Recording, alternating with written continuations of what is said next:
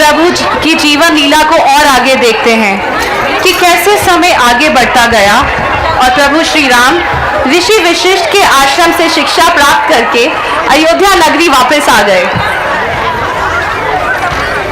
भगवान श्री राम अयोध्या नगरी जा रहे हैं शिक्षा लेकर सीता मैया के साथ। लव कुश जा रहे हैं। लव कुश जा रहे हैं।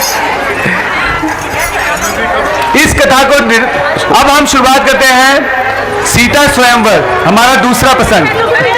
इस कथा को निर्देशित किया है नेहा शर्मा जी ने और इसमें पात्र निभाया है सक्षम तिवारी राजा दशरथ के रूप में, सहर्ष ऋषि विश्वामित्र के रूप में, विवान गुप्ता राम के रूप में, ऋतिका शर्मा लक्ष्मण के रूप में, निजस्वराज राजा जनक के रूप में, मेहुल गुप्ता राजा के रूप में, अयांश आले राजा के रूप में, हर्षवर्धन राजा के रूप में, गौतम राजा के रूप में और रिया बैलवाल राजकुमारी सीता के रूप में।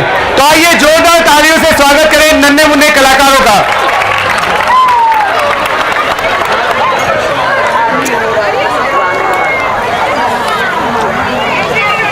जैसे जैसे समय बीतता गया, राम, लक्ष्मण, भरत, शत्रुघ्न बड़े होते गए।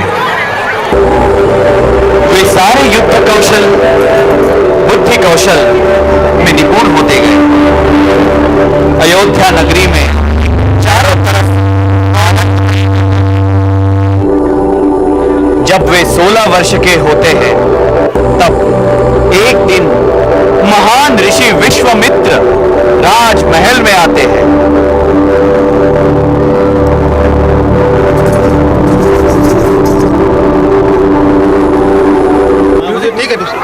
Music music please. आयुष्मान भव। हे राजा, मैं सहायता मांगने आया हूँ। राक्षस मेरे आश्रम को नष्ट कर रहे हैं और सभी ग्रामीणों को खा रहे हैं। हमें बचाओ। मैं आपकी सहायता के लिए अपने सबसे वीर सैनिकों को आपके साथ भेजता हूँ। हे राजन, मुझे केवल राम और लक्ष्मण चाहिए। वे गुरु वशिष्ठ के शिष्य हैं। हे राजन, उन्हें मेरे साथ आने दें। पिता की आज्ञा लेकर राम और लक्ष्मण विश्वामित्र के साथ उनके गुरुकुल चले गए।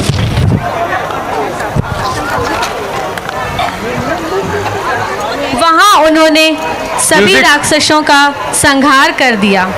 Music next.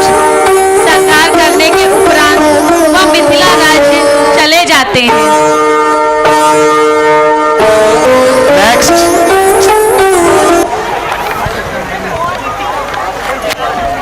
Next music.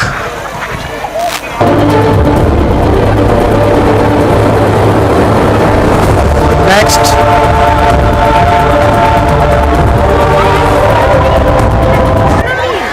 Shiv के शक्तिशाली धनुष को उठा लिया और उसी समय जनक ने फैसला किया कि सीता के लिए सबसे अच्छा पति चुनने के लिए शिव के धनुष का ही उपयोग किया जाएगा। अब सीता वयस्क हो गई, अतः इस समय मिथिला के राजमहल में उनका स्वयंवर हो रहा है।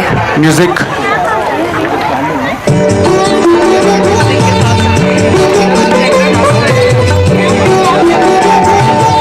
Music change.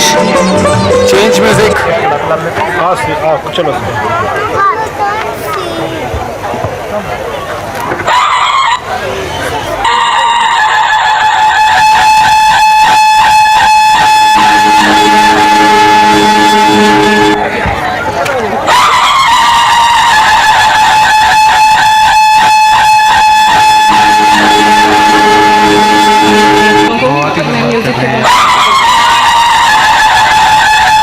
प्रणाम गुरुदेव, आपके चरणों से मिथिला मिथिला नगरी धन्य हो गई है। कृपया अपने स्थान पर विराजें।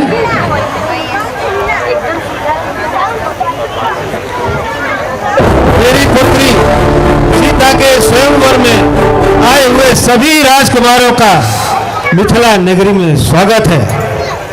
इस स्वयंवर में मेरी केवल एक ही शर्त है कि जो राजकुमार इस शुभ धनुष को उठाकर प्रत्यंचा चढ़ाएगा, उसी योग्य राजकुमार के साथ मैं अपनी पुत्री सीता का विवाह संपन्न करूंगा।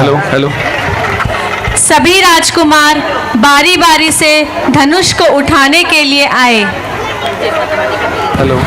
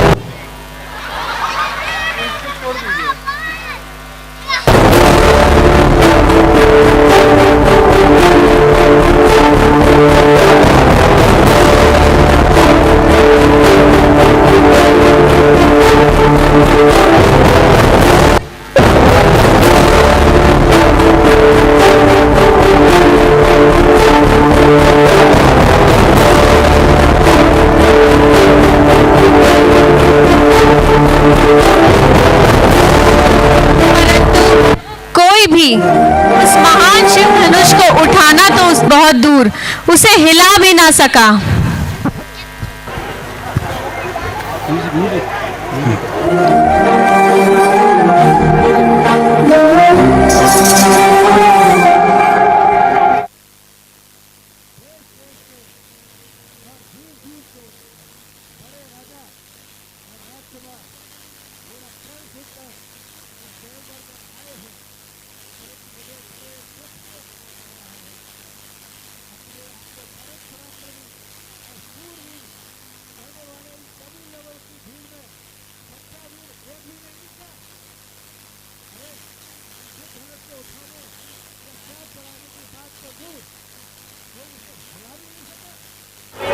अगर मुझे यह पता होता तो मैं ऐसा प्रण ठान कर अपनी जगहसाई ना कराता। आज मेरे दुख, मेरी निराशा का कोई कारोबार नहीं। अगर मैं ये प्रतिज्ञा तोड़ दूं तो कुल का कलंक फैलाऊंगा, पूर्वजों के सुकृत नष्ट कर दूंगा, और अगर प्रण रखूं तो मेरी पुत्री आजन्म कुमारी रह जाएगी। उसका जीवन विफल करने का पाप मेरे सिर चढ़ेगा। आज निराशा के अथाह सागर में डूबते हुए मुझे चारों ओर केवल कापुरुष ही कापुरुष दिखाई दे रहे हैं। लज्जा के झुके इन चेहरे मुझे एक ही बात कह रहे हैं, राजा जनक लज्जा के मारे डूब मरो, क्योंकि आज यह धरती वीरों से खाली हो गई है।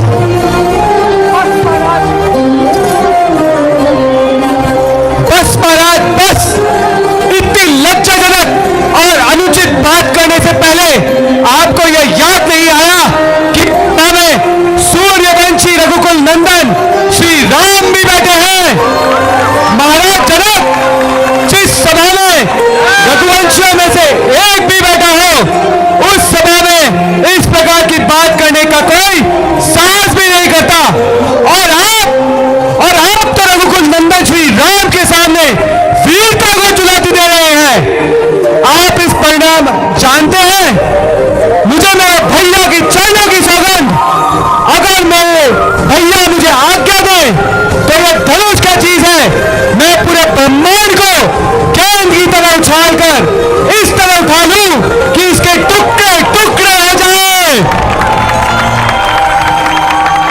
लक्ष्मण शांत हो और अपने सामने अपने आसन पर विराजो।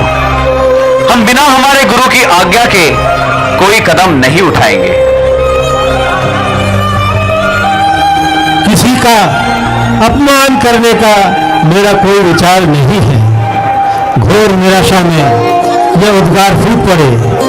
यदि किसी की अवहेलना हुई हो तो वह मुझे क्षमा करें। गुरुवर, मैं आपकी आज्ञा से इस शिव धनुष को उठाकर प्रत्यंचा चढ़ाने का प्रयत्न करना चाहता हूं। मेरी आज्ञा और मेरा आशीर्वाद दोनों तुम्हारे साथ है। जाओ राम, जाओ म्यूजिक और अपना पराक्रम दिखाओ और इस धनुष को उठाओ। बोलो सियावर रामचंद्र की जय।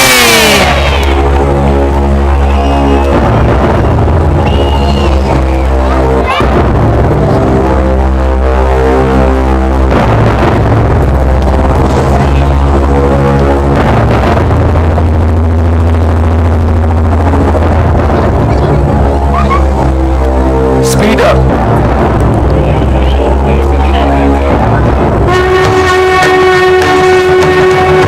सियावर रामचंद्र की सियावर रामचंद्र की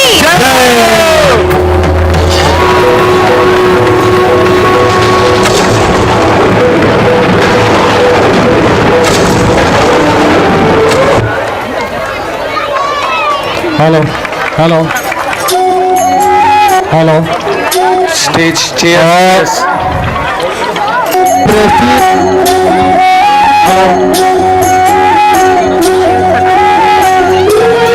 हेलो हेलो।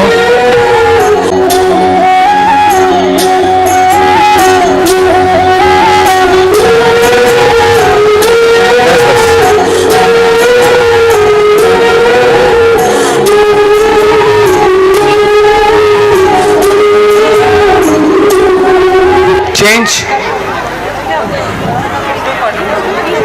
Music change.